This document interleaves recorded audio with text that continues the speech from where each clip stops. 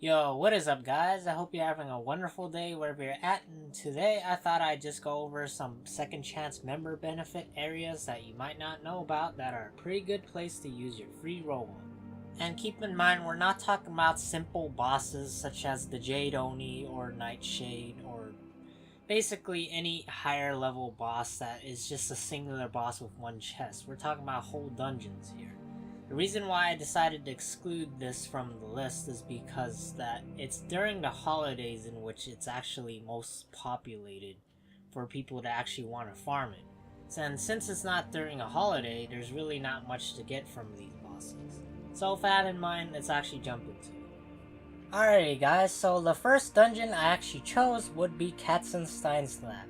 And I know you have to go through some specific bosses in order to get to Katzenstein, but in all, it's actually a pretty good dungeon, although you do have to defeat Clanker and then another boss in order to open the gates, and then you need to turn off the smokestacks, and that's okay, because at the end of the Katzenstein's Lab, there are actually two bosses, Katzenstein and Smogger. In order to reach Smogger, you actually need to collect some planks, which are scattered throughout the map, which are really close to Katzenstein's endgame, which, in all honesty, Smogger actually drops some pretty nice items.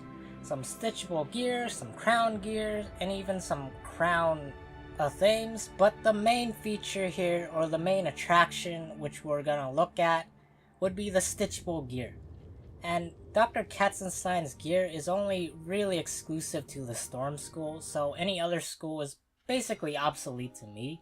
However, when you defeat Smogger, what I recommend is to defeat him first, other than to use an AoE or an hit all spell to defeat both the minion and the boss at the same time. Because if you defeat Smogger first, and then wait around after that, then take out the minion, Smogger will actually respawn for whatever reason, so you can fight him again. And after that, you can just open up the chest, so essentially you're getting 3 chances at stitchable items here, or Crown's gear. After that, you can actually just basically go and defeat Katzenstein for a chance to actually get a stitchable Storm gear item. And then, essentially, you just have the second chance chest for Katzenstein himself. So in this dungeon, you basically get 2 second chance chest rolls for free. The second place I decided to choose would be the Tree of Life, which honestly it's not too bad of a dungeon if you're higher level. If you're lower level, I don't really recommend it, considering the bosses there are actually pretty tough for you if you're lower level. Considering one boss named Yukai, he actually drops some pretty nice loot, such as a Minotaur pet and some very good stitchable gear. And if we're excluding Yukai, there is another secret boss, which is Akuji. He does have a second chance chest, although his drops are pretty minuscule. And if you come in with 3 or more wizards, he actually has 2 of himself copied. So essentially you're fighting 3 of him in one battle.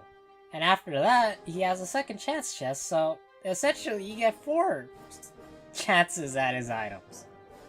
And the only noteworthy items that I can actually pinpoint would be the Red Banshee as well as the Green Ghost, if you actually want it. Since nowadays we actually have the hatchmaking kiosk, so it's really up to you.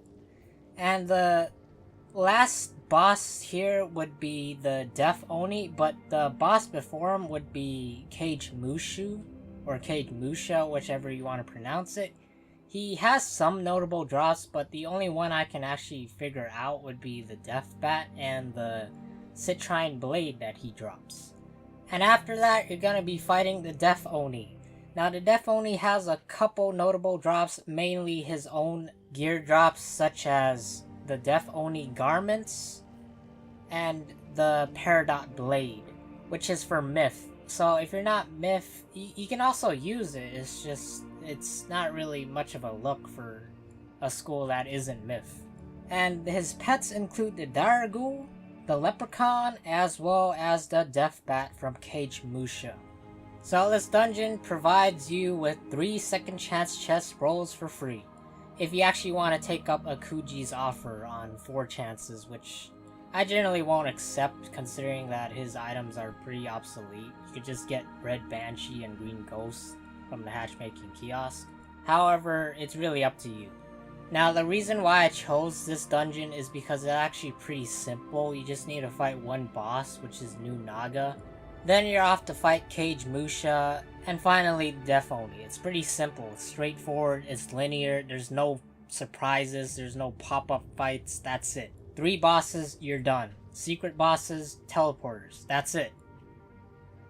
The final area I chose is Mirror Lake. Now Mirror Lake has some benefits that you might already know, such as Pixie Sticks from the Instance quest, which is a rank 8 Mega Snack that gives 30 experience when you don't have Couch Potatoes or Evil Magma Peas. However, the sole reason why I chose this is actually because of the stitchable gear that it drops, such as the Elegant gear for each school, and that would be at level 70, and the other stitchable gear item would be at level 65, and you can alternatively purchase this from the Crown Shop, although it's pretty expensive. I wouldn't recommend it.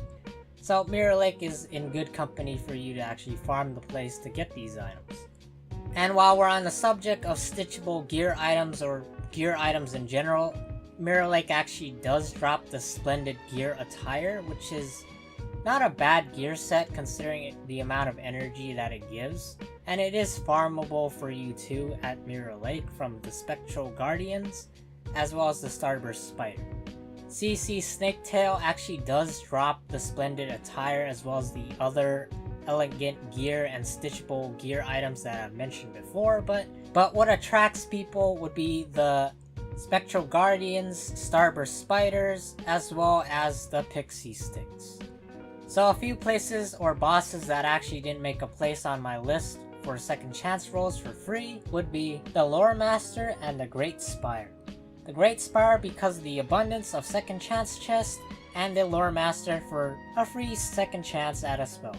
All of the bosses and dungeons that I've mentioned in the video will be down in the description.